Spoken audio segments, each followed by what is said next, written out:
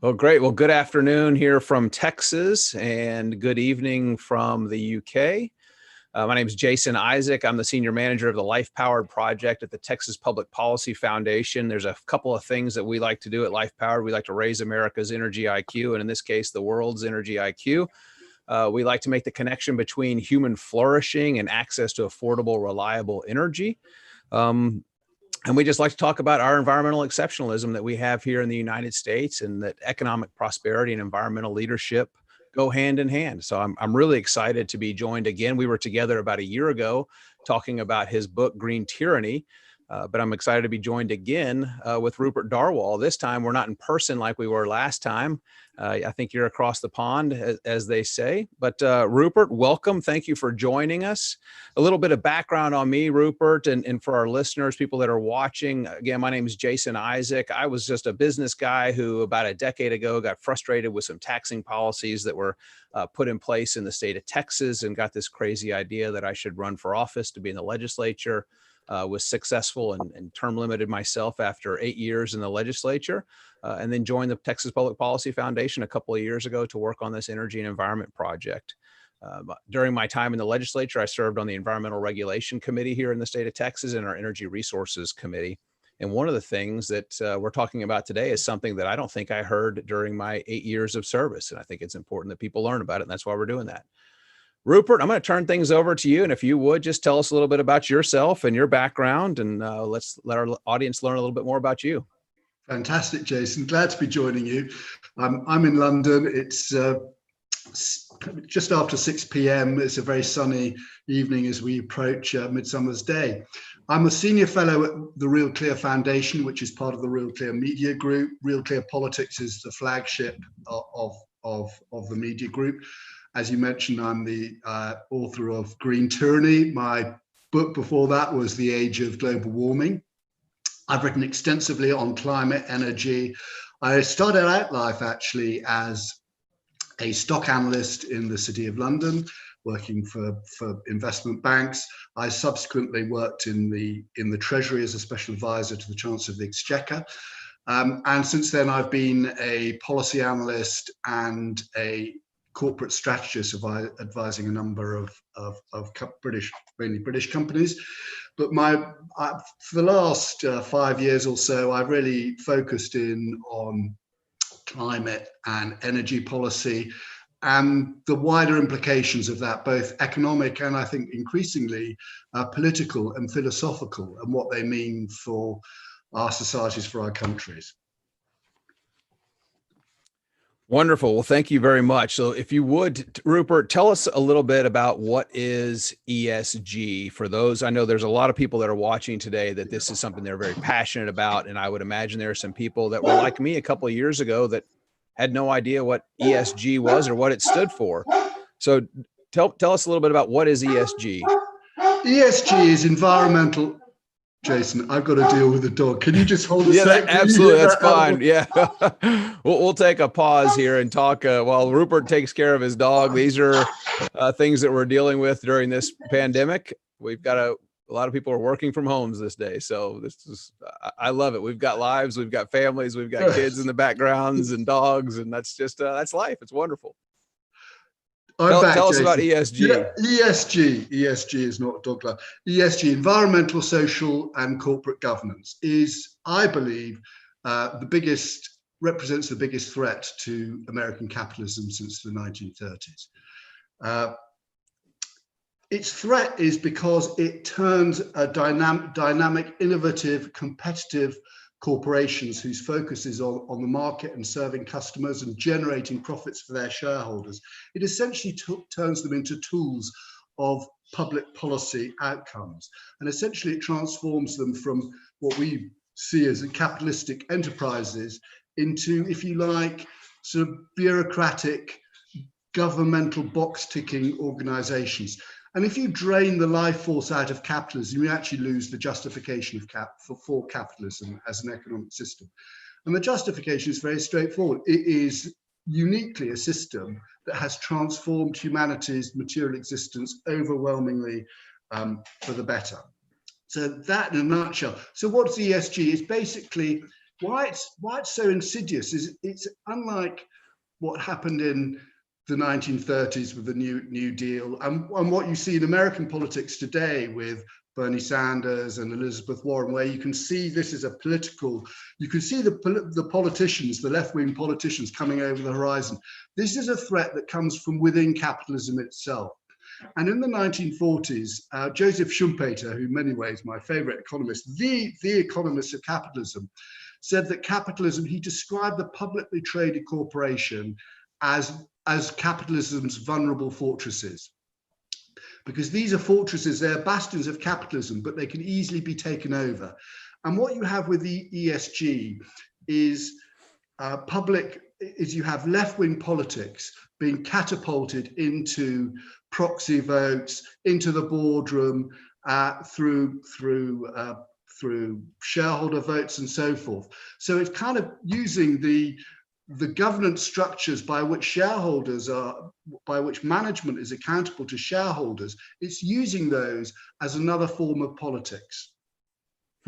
So, and I think you've written that it is 100% political. It's pushing the ideals on us through corporate governance. You know, it's interesting when because I own a few shares of some companies as an individual, private stockholder of those companies, and I get notices of upcoming meetings and actions that are going to be voted on. But when I think about my 401k, my investment, these funds that I own, I don't. So you look at BlackRock, for example, and I've got their website pulled up here, and it looks like hundreds of funds that they have available. If I invest in those funds, am I essentially turning over my voting rights to BlackRock in those funds? That is correct. That is correct. And it's worse than that. What you had with BlackRock is you had some very small activists. They included Mercy Investments, which is an arm of the Sisters of Mercy, apparently a religious organization. And they took a small stake in BlackRock, and they essentially they requisitioned some resolutions, had Larry Fink over a barrel. The next thing was that BlackRock, the world's largest asset manager, was joining Climate Action 100 Plus, which is an activist, climate activist organization. And there was extensive dialogue with the activist investors, and the outcome was that BlackRock agreed to use its proxy votes in the upcoming proxy season to push corporate America in the direction of net zero, which we'll come on to, no doubt, in exchange for which that resolution on table for BlackRock's annual general meeting was withdrawn. So a deal was done. Incredible. I think you write the use of shareholder actions to force corporations to conform to the ideals of, in this case, these activist investors. But you say it's a small number of shares that they've purchased, or a small investment. This isn't a majority of the investors in BlackRock that are making these decisions. It's a small activist group. Well, it's a small activist group, but the elite tide is running in that direction. So you have Mike Bloomberg, and he's got a financial climate risk disclosure group, and there's a whole sort of, if you like, the climate industrial complex is now focused on corporate America and the whole the targeting the vulnerable fortresses, as I say, and using corporate governance mechanisms for political ends, which in my view is an abuse of what corporate governance is about. Corporate governance is aligning the interests of shareholders, with aligning the CEOs and the boards with the interests of shareholders. It's not more than that. It's not about politics. It's frightening because you wrote in The Hill last month, BlackRock now threatens to vote against directors who don't incorporate its views. That's absolutely frightening. And I think I've read some things, and you might know a little bit about this, that you've got financial investors, brokers that are pushing these funds that are allegedly ESG funds, some with some questionable investments, and they're doing so for higher commissions. Is that an accurate statement? Well, they have. Yeah, Jason, I mean, there's clearly BlackRock has a financial interest in ESG funds because the fees it can charge on those funds are a multiple of its index track. It's bog standard ETF funds that track the index. So it has a big interest in pushing its clients, who include many of the largest state pension funds like the CalPERS and the New York City funds and so forth, into these stocks. And of course, if you look at the state pension funds, they're in blue states and they're answerable to blue state politicians. So you can see how it's kind of how you can transform America, not through the ballot box, but through proxy voting. That's right. And you talk about these pension funds, ultimately the taxpayers are on the hook for these pension funds and going to be financially liable when they do collapse. It's interesting, in the summer of 2018, you had then Wyoming State Treasurer, he's now the governor, Mark Gordon, tell the Bank of the West, because the Bank of the West had this incredible virtue signaling saying that they were no longer going to fund coal, oil, or natural gas projects. And so Mark Gordon, again, then the treasurer, said that they were no longer welcome to do business with the state of Wyoming. And at the time, they were doing approximately $63 million of transactions with the state of Wyoming. I guess this is one way that we can push back against this virtue signaling ESG, or this weaponization of ESG, if you will. Is that a method that maybe the red states should be looking at? I agree with that. That's what the red states should be doing, that as a counterweight. You've also seen some senators. Senator McSally has basically marked Larry Fink, has written to Larry Fink and marked his card. I think the other thing is the SEC and and changing the regulations as to what is a lawful resolution, what is a lawful shareholder resolution that can be put, and narrowing the scope for it. Should be about corporate affairs and about business, not about changing politics. Sure. And you mentioned net zero earlier. That's something we've done a lot of research on here at the LifePowered project, looking at the Green New Deal and the Paris Climate Accord, and what would it mean to go zero carbon dioxide emissions by 2050 and by 2100. And the result is, using the same models that the IPCC uses, the Intergovernmental Panel on Climate Change uses, that if we eliminated all carbon dioxide emissions in the United States by 2030, that the temperature reduction, again, using these models, would be less than 0.2 of a degree reduction. Again, it just points back to some of these models that the UN uses, but it would completely devastate our economy here in the United States. Yeah, I think the climate activists believe that the US exists in its own climate bubble, and that because they talk, we must slash emissions by 40% by 2030, that kind of stuff, because the IPCC says. But what they forget is that it took less than a decade and a half for the increase in developing world carbon dioxide emissions to outstrip the total of US and EU emissions. And to give you an idea, how far behind they are, 1981 was the last year that carbon dioxide emissions from the West were greater than the rest of the world. This is a rest of the world problem. And the rest of the world is going to do what the rest of the world's going to do. It's not going to, they don't have ESG activists. They don't have Larry Fink telling them what to do.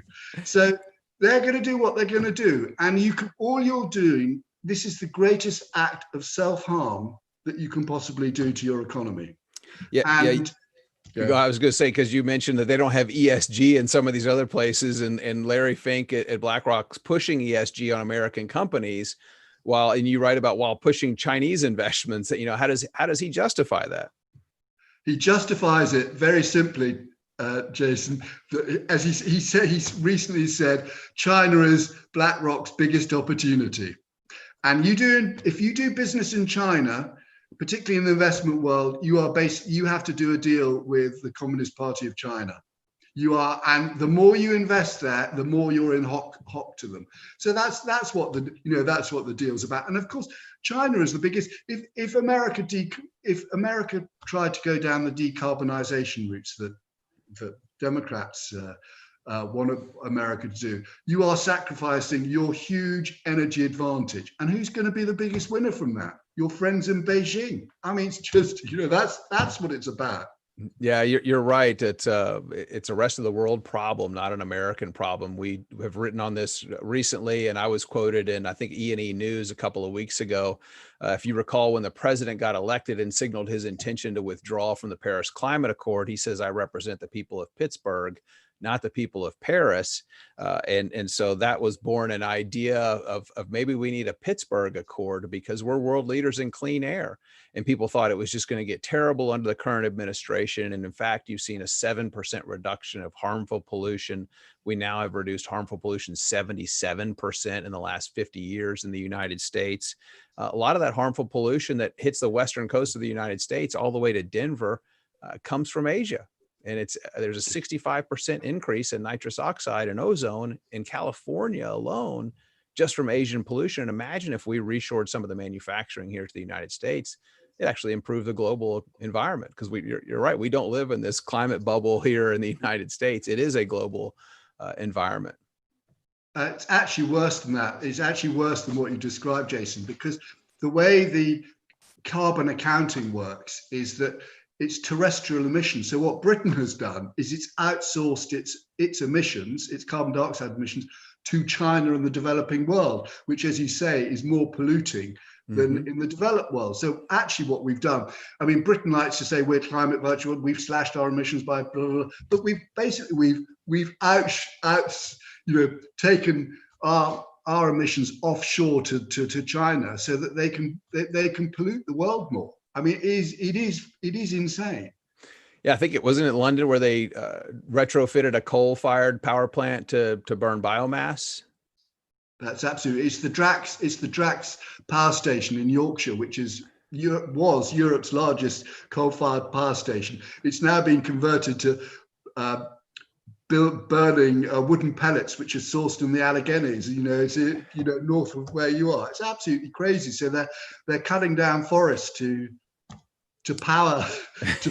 I mean, as someone said, instead of burning trees, why not? Instead of cutting down trees and burning them, why not burn coal and plant trees? Wouldn't that be more logical? Yeah, I've joked with members of Congress here of all the technology the Chinese steal from us. It'd be nice if they'd utilize our pollution control technology, because with the scrubbers and the pollution control technology that we utilize here in the United States, you can actually burn coal and do it clean. And as we've proven here over the last 50 years. But it is interesting that they buy wood pellets, which releases more carbon dioxide into the environment. But the EU, I know you're no longer part of the EU. The EU considers wood pellets and biomass to be 100% renewable. And so they get credits for that. That's absolutely right. It's an accounting fraud. The other one, if we're talking about legal accounting frauds, are the huge number of corporations like Bloomberg, Nike, all your favorite corporations, Google, Apple, going on about their 100% renewable energy. And that is a fraud because, of course, they're not powered solely by wind and solar. When the sun goes down and the wind goes down, their lights go off. Of course they're not. All they're doing is buying renewable energy certificates, which means that someone sometime generated some electricity from wind and solar. But they haven't stored it. They're not consuming it the moment it was generated. And I think that's one of the biggest, it's one of the most damaging frauds out there because it's misleading the public about renewable energy. You can't go 100% renewable and keep the lights on. It's as simple as that. The U.S. Agency for International Development would loan money, taxpayer dollars, American taxpayer dollars would loan money to developing countries in Africa. They had a Powering Africa program, but they wouldn't loan money to anyone that was investing in fossil powered energy.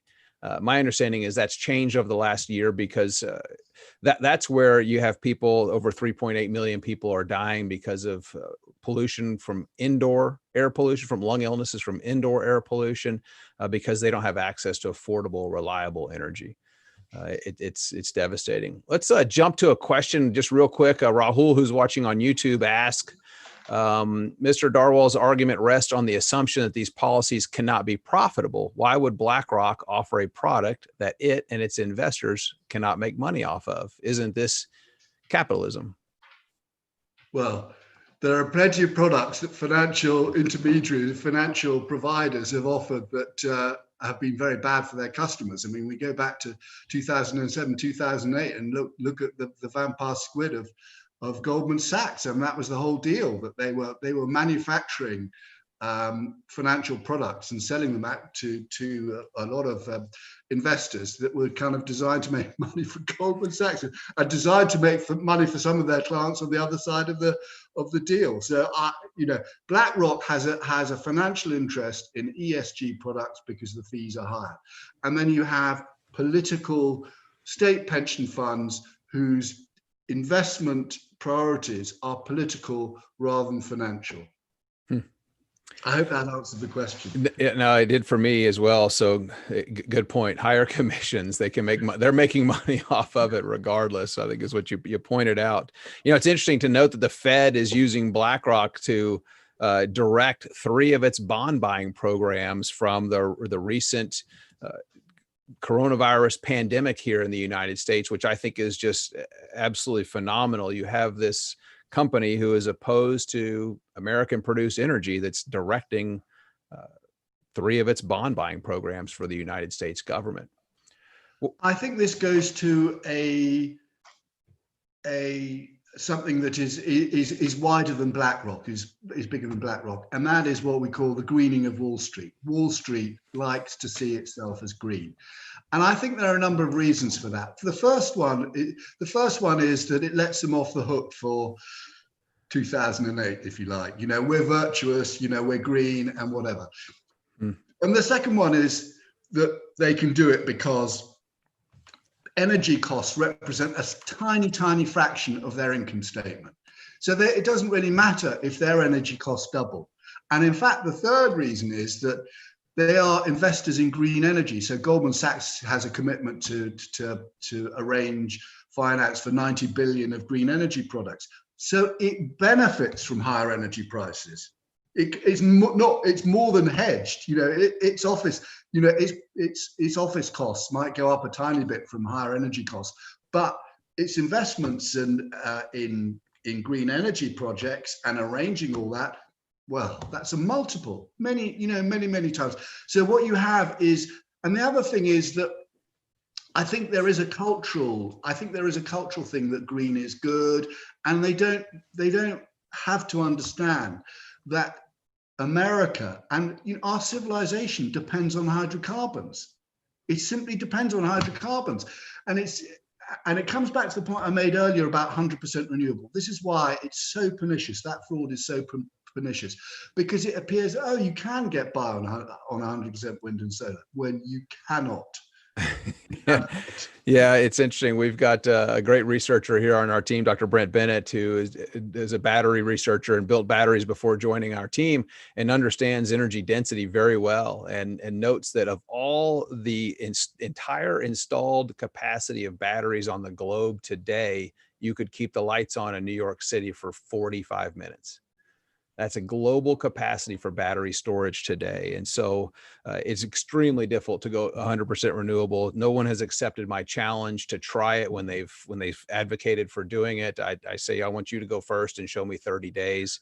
And the land mass that's used, it's interesting. You talk with some of these, and I did in the legislature, and how concerned people were with species. And the number one threat to endangered species is loss of habitat.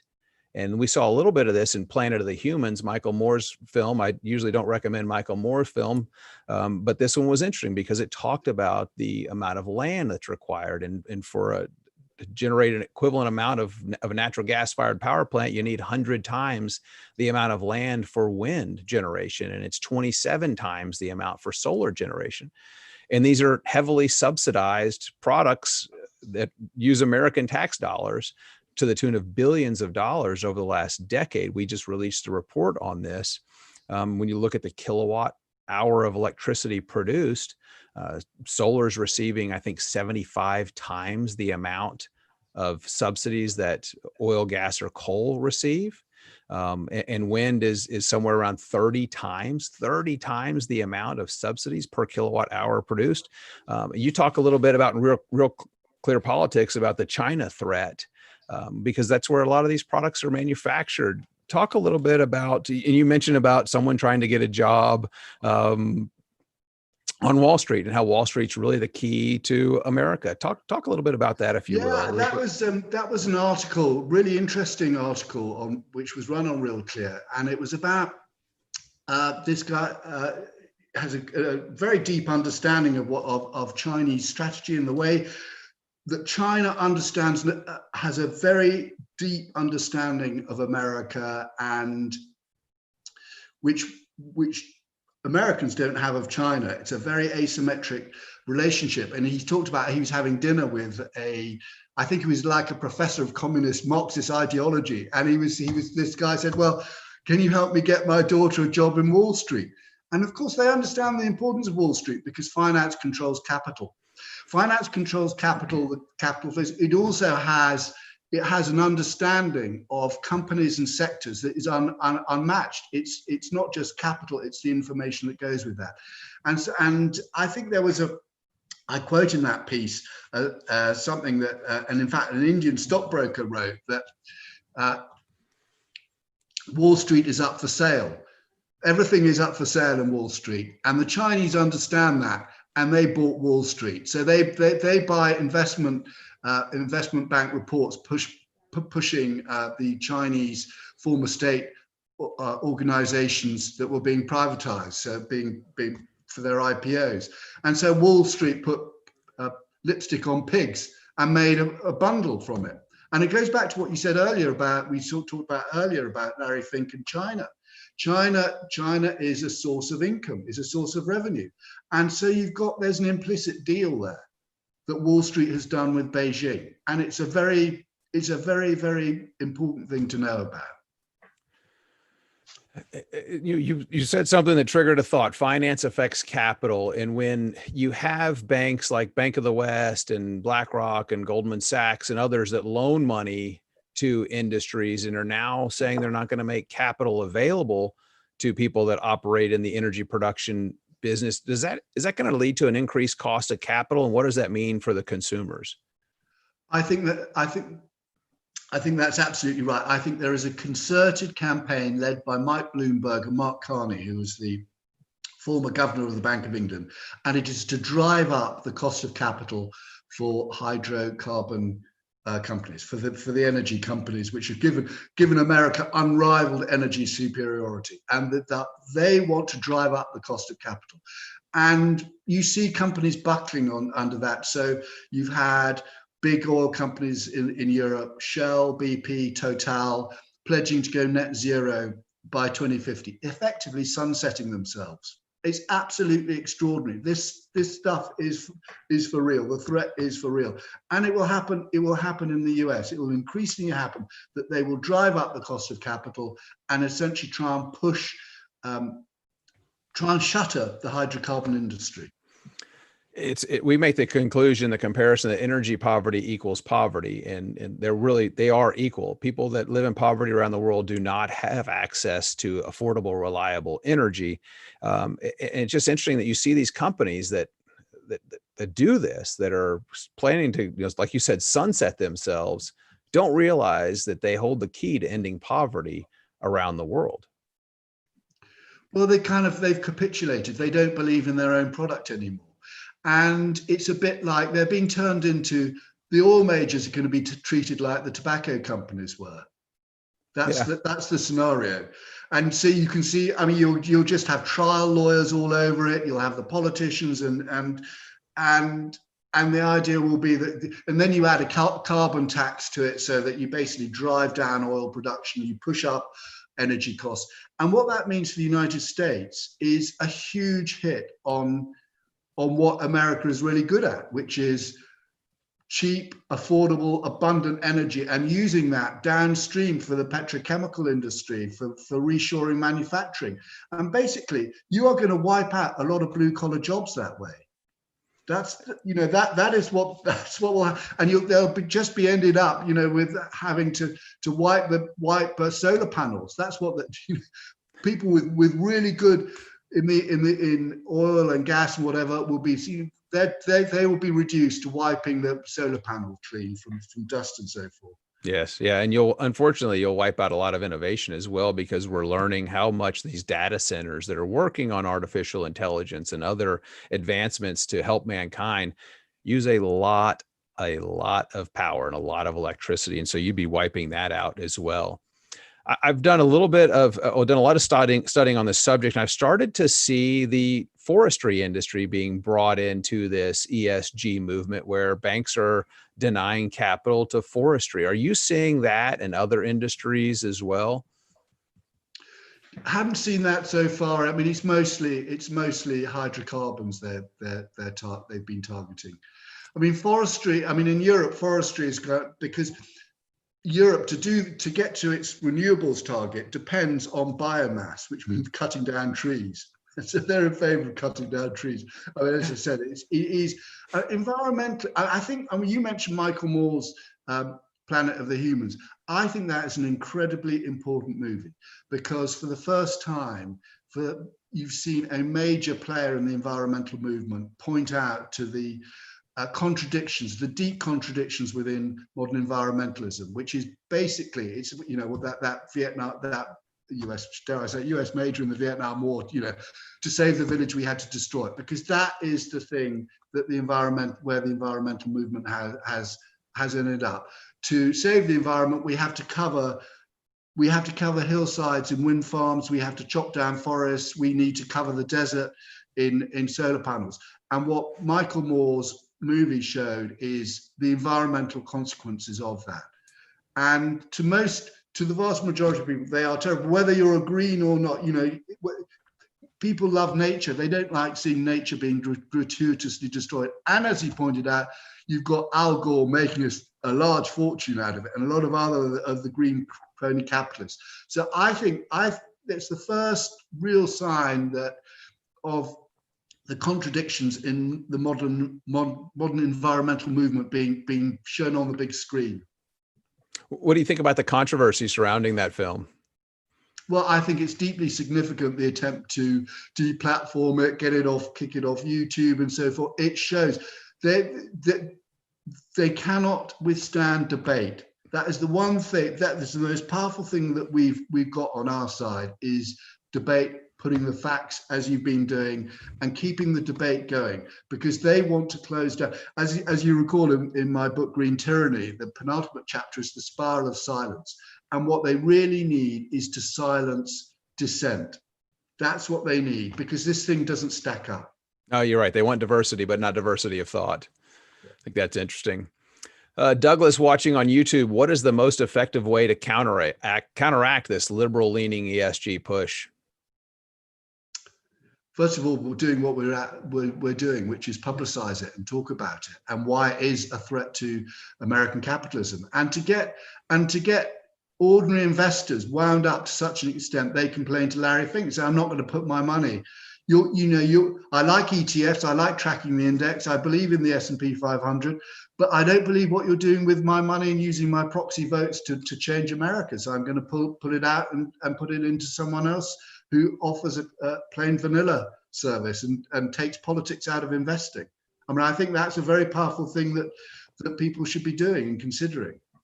It's a good idea. I know I'll be looking at my investments to make sure I don't have anything in there that's actually working against human prosperity and human flourishing. Carol, watching on YouTube, how long can North America provide the fossil fuels to grow and sustain our growing economy? And this is something that we study in depthly here, the amount of energy that's available. I remember as a child with the 70s and not having oil, and us trying to become creation of the Department of Energy to become energy independent. And now we heavily subsidized foreign imported renewable energy. But it's just interesting. I would say we've got 1,000 years of natural gas reserves in the United States alone. Rupert, what are your thoughts? Well, another way is to look back in the past. You mentioned the 1970s. In fact, I think it was Teddy Roosevelt before the First World War who first got worked up about America running out of energy. And then towards the end of the First World War, there was an energy scare, which it was a completely false one because it was to do with unions and so forth. And then there was a concern that, we have to conserve energy. And as you mentioned, well, we had limits to growth in the 1970s, and, how we're going to run out of resources. And then we had those terrible, terrible things, miserable presidential addresses by Jimmy Carter wearing his cardigan about turning the lights down and the thermostat down, and America was going to run out of energy and it had to be conserved. And then Reagan came along and he deregulated, and the lines at gas stations disappeared virtually overnight. And what was discovered was that energy shortages were a function of regulation. Remove the regulations, and you get energy abundance. Yeah, through innovation, fortunately, which is great, and that's a good thing. We're seeing people insert pipes inside of landfills and sucking the natural gas out of a landfill and creating bio-natural gas or biomethane. That's because they have innovation and they realize they've got a commodity that's breaking down in trash. And I personally, I love that kind of innovation, as long as it's not subsidized. I read recently about the Hartford. The Hartford is considering or is not going to make its insurance products available to companies that are in the hydrocarbon-based business. And this is, I don't know if this is along with ESG or if it's a different avenue that's happening, but it seems like we're driving up cost of capitals to energy companies. We're driving up the cost of insurance products. And if you can't get the insurance products, you can't afford the risk. Are those additional threats that we should be concerned about? Yeah, it's all part of the greening of Wall Street and the greening of finance to throttle, just squeeze the access to capital and finance from energy companies. I mean, and it's coming from all kind of, it's coming from regulators. So in Europe, people having to disclose climate risks, which is the climate risks, the idea that actually your business, and there are two sorts of climate risks. One is like climate change will mean more floods or whatever, which is a business continuity risk. And every CEO will have a business continuity plan to deal with a problem, like a problem that affects their facilities. But the real risk that they're talking about is that because countries are going to go to net zero and they're going to regulate for net zero, it means that if you are an energy intensive business, you need to show your plans to how you're going to continue in business when your fossil fuel reserves are stranded, what's going to happen to your energy costs and so forth. And it's a way of prejudging regulations that might or might not happen. And so it's basically to, if you like, front run those regulations and then turn around to legislators and said, well, business is already doing this, you can now pass the regulations. That's what it's all about. It's a very insidious threat. It's also about bypassing the ballot box. I mean, you've had voters when voters in states such as Washington, I think perhaps it was Colorado, when a carbon tax is put in front of them, they turn it down. American voters will turn down a carbon tax. So this is another way of getting a carbon tax. And to give you an idea, with net zero, by 2030, if you look at the IPCC report, the carbon tax they're looking at is something like, it's over $600 a ton. I mean, it's absolutely extraordinary, the shadow carbon tax you need to get to net zero. And by the end of the century, let me just look up these numbers because they're just eye-popping. Yeah, 2030, you're talking a carbon tax of $6,000 a ton. And by the end of the century, you're talking about a carbon tax of $30,000. And so when you're into that, to my mind, that just shows the sheer madness of this plan, that you are, for a gas that is ubiquitous in life and in economic activity and also in nature. I mean, nature needs carbon dioxide, and they're going to put effectively a shadow tax of $30,000 on it a ton. Wow. Yeah, I think we figured that a $40 per ton carbon tax, not 6,000, but a $40 per ton carbon tax would equate to about 25 cents per gallon increase in the cost of gasoline here in the United States.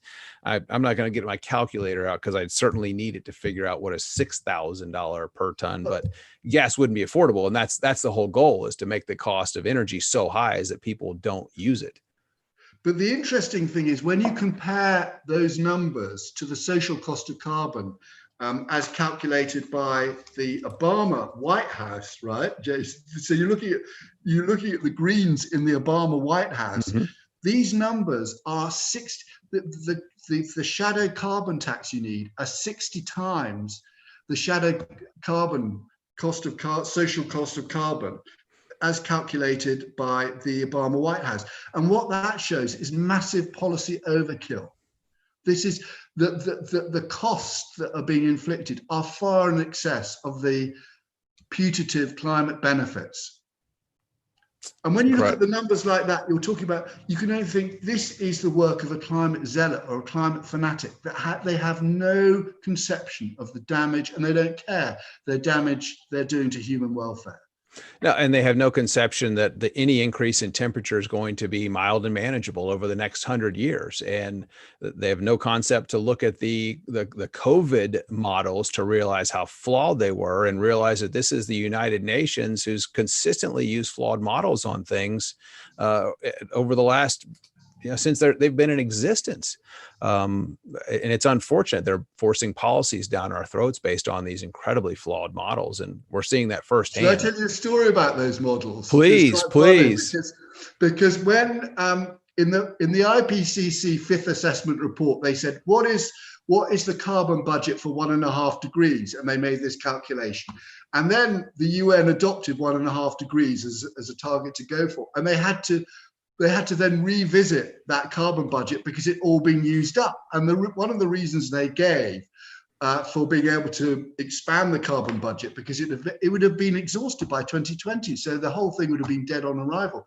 So what they did was they suddenly found out, our climate models have been running too hot, and the actual observed temperature has been much lower than we forecast. So therefore we can increase the carbon budget. I mean, you can't make this stuff up, Jason. And they're using the worst case scenarios on their models and calling them business as usual, when they're nowhere near reaching those worst case scenarios for carbon emissions. But you talk about carbon being the building block of life and something that we all need to live every day. I wonder if next, and I think the initial publishing of the Green New Deal resolution called for the elimination of all greenhouse gases from the atmosphere, which the largest one of those being water vapor, which has more of an impact on temperature than any other, would end all life on Earth as we know it if we strove and did succeed in eliminating all greenhouse gases. So I wonder if there's going to be a water tax or an oxygen tax. To me, it's just purely anti-human. I think Michael Moore hits on that at the end of his film, Planet of the Humans. They're concerned that we're overpopulated, and that couldn't be further from the truth. People are doing well. They're flourishing. We've got below 1 billion people on this earth that suffer from energy poverty. That number's cut in half over the last 10 years. So we're making incredible strides when we get people access to affordable, reliable energy. Yeah, and there's a very important point there, Jason, because what the IPCC complains about, how industrialization has driven CO2 emissions, but it's also driven the world out, taken billions of people out of poverty. And that's why there's been, if you look at the chart of energy-related carbon dioxide emissions, there was an inflection point around 2002 when they suddenly took off. I mean, far from them coming, and that's because they were taking people out of poverty. Yeah. It's the biggest anti-poverty measure you can have. Yes.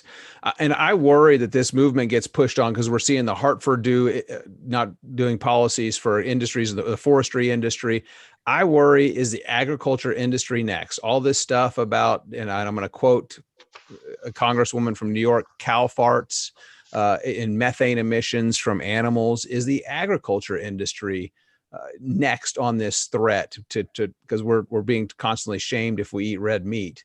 What are your thoughts on that? Well, that's absolutely right. That livestock livestock is regarded as a very bad thing. And under the IPCC 1.5 degree scenario, you've got a big switch from pasture land to growing crops for biofuels. They require huge land take for biofuels, and they actually admit with high confidence one of the consequences of this will be worsened food security, which are really important. So they're actually, these policies will make the lives of poor people a lot worse.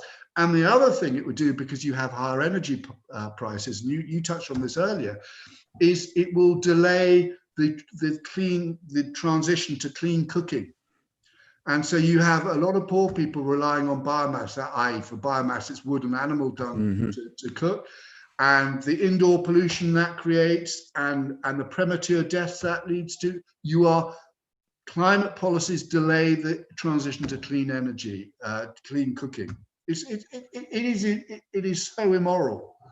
Yeah, I think it was last month we premiered Scott Tinker's movie Switch On, which I encourage people to go to the LifePowered website. I think the website may be over one of my shoulders here. That movie's still available in a viewing room through the end of this month. I'd highly encourage people to watch that, because you see people that are cooking with animal dung. They're cooking with wood. They can only buy wood one day a year in Nepal, and it's just weeks and weeks of wages. But other than that, they have to forage for it. They've got to find animal dung and cook with that, with low ventilation inside of a home.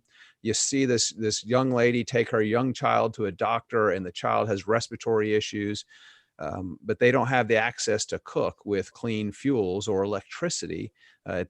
Fortunately, Dr. Tinker helped out a little bit in this case, but you see people using animal dung with their bare hands to make biomass so that they can have clean cooking fuels to help respiratory illness. There's just an opportunity. I really believe that America holds the key to ending poverty around the world, and that key's in our form of our clean, affordable, and abundant energy. If we could just work to reduce some barriers to get it shipped around the world, to pull people like in Nepal, or women in Ethiopia, women around the world, as Katie writes on our team, spend over 200 million hours a day walking to collect water. And there's a great UNICEF video called Aisha, Aysha. It's a couple of years old, but it shows this 13-year-old girl walking by herself with a camel for 8 hours every day to collect water. And Katie Tuawa, our comms manager on our team, wrote an op-ed that was published last year. It's on our website as well. If you really want to empower women around the world, get them access to electricity, and it's really a great piece. You could empower women to do that. I think, Jason, it's also worth contrasting what your vision of the use of American energy abundance with what China's doing with the Belt and Road Initiative, which is essentially a form of neo-colonialism, which is shoving debt into these countries, so that into Africa and various Asian countries, so that they remain in hoc to Beijing.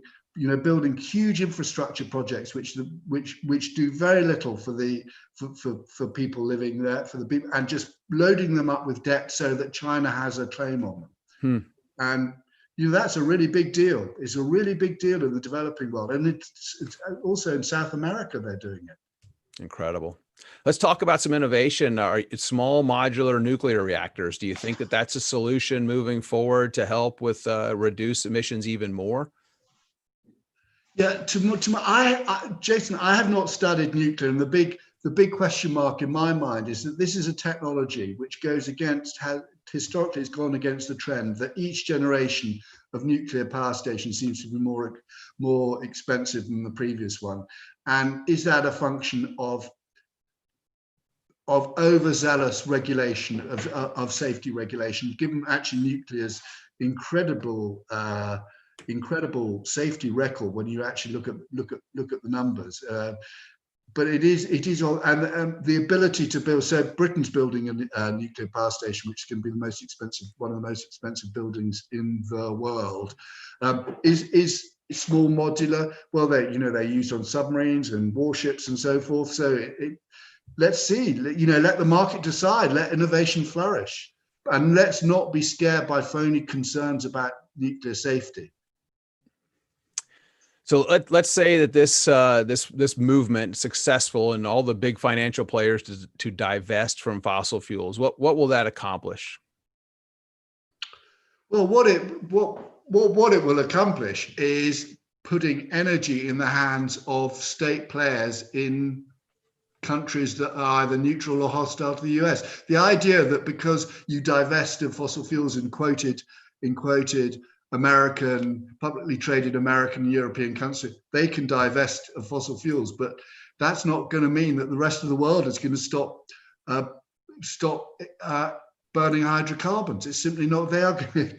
So all you're doing is making yourself poorer, and you're handing. I think the big question. I really think one of the biggest single question now is, as we come out of the COVID lockdown, and how fast America springs out of the traps, the American economy springs out of the traps, and whether you hobble yourselves with Green New Deals and decarbonisation as Europe's doing, and that will determine whether the rest of the 21st century is an Asian century dominated by China, or whether America remains the world's most powerful and most successful nation. And to my mind, that's the big issue. And this decarbonisation plays into that, because China is not going to decarbonize. It's a big issue indeed. You're right. Well said. How's it worked out for Germany, their efforts to decarbonize? They had great success at decarbonizing before they had to. And that was because of the fall of the Berlin Wall in 1989. It was the most successful decarbonization until that is the COVID lockdown, I should say, of reducing CO2 emissions, because what you had was an Eastern Bloc. West Germany took over an Eastern Bloc nation with clapped out, terribly inefficient industries, horrible polluting power stations, and they closed them down. And so Germany's carbon dioxide emissions fell. Then they went for renewables. And the funny thing was, their power sector's CO2 emissions hardly moved at all. Incredible. And then, of course, they pledged to close down their nuclear power stations, because the one thing the Greens hate more than a coal-fired power station is a nuclear power station, right? So their emissions, which makes no sense whatsoever. And I think we've tracked the electricity cost in Germany have gone up 50% over the last, since they've started this decarbonization effort, and reliability has gone down.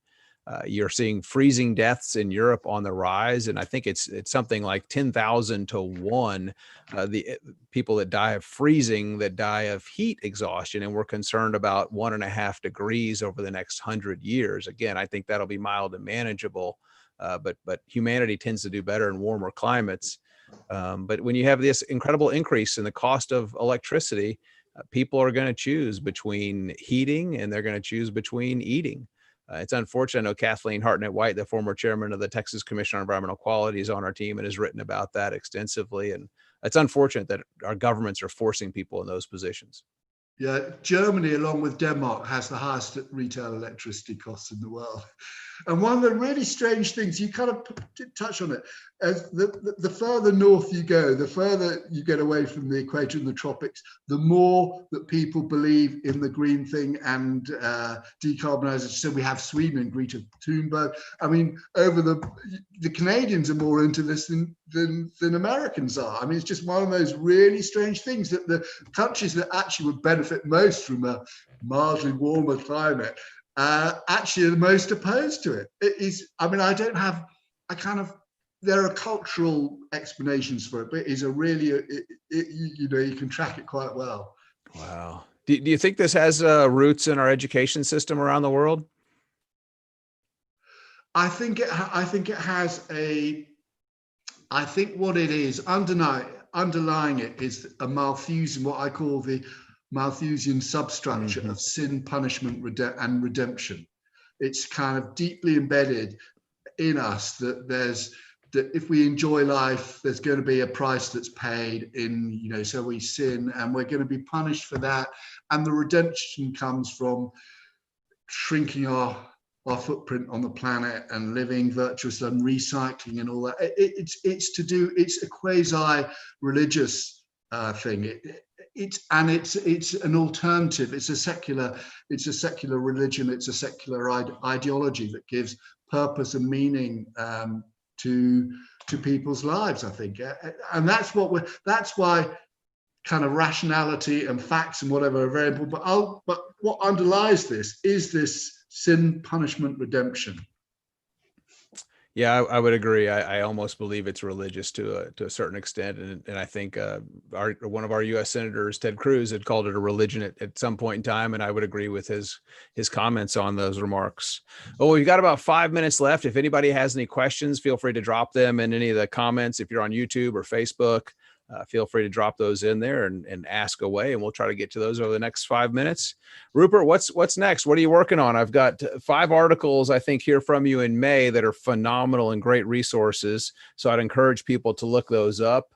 But you've almost got another book here. Are you working on anything? No, I'm going to do more on ESG, because I think the intersection between the climate wars in corporate America and the greening of Wall Street is where is the big battleground, and where capitalism is most vulnerable. I think this is such an important issue, and it's not well understood. And what we have is, because in a way, when you think of climate activists, you think of sort of shaggy bearded people sort of out on the streets and so forth, and Extinction Rebellion.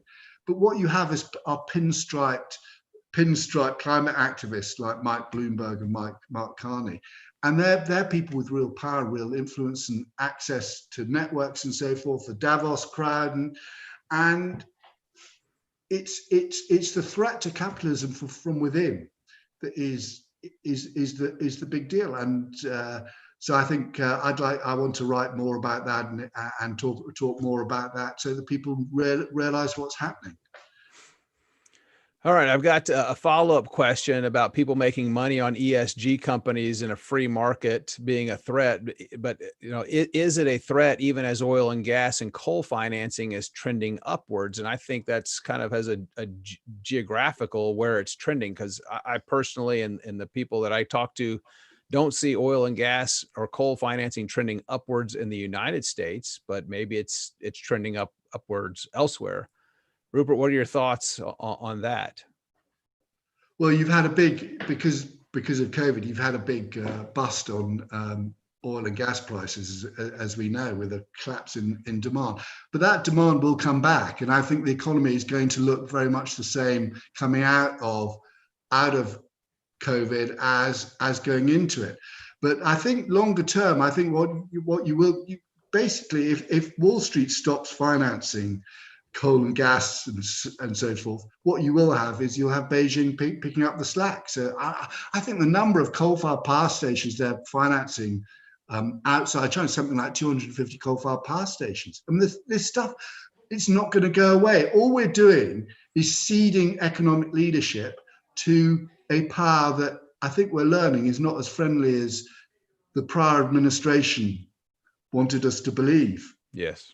Yeah, I think they're building over 1,000 new coal-fired power plants in China alone this year.